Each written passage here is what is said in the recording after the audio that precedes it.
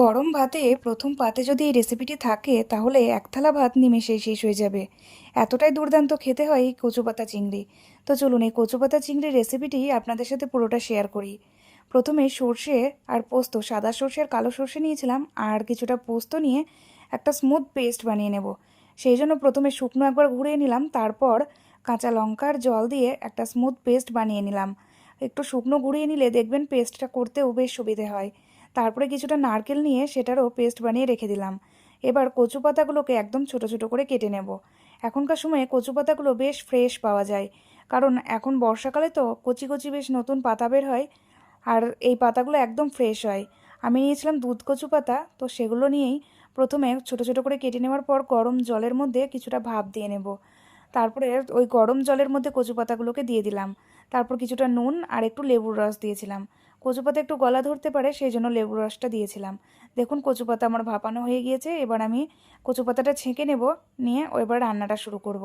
প্রথমেই কড়াইয়ে তেল দিয়ে চিংড়ি মাছগুলোকে ভেজে নেব।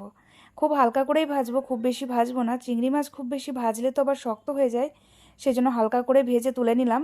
এবার সেই কড়াইয়ে শুকনো লঙ্কা আর একটু কালো জিরে ফোড়নে দেব। তারপর যে কচু পাতাটা আমি ভাপিয়ে রেখে দিয়েছিলাম সেই কচু পাতাটায় দিয়ে দেব। কচু পাতাটা দিয়ে দেওয়ার পর বেশ খানিকক্ষণ নাড়িয়ে নেব।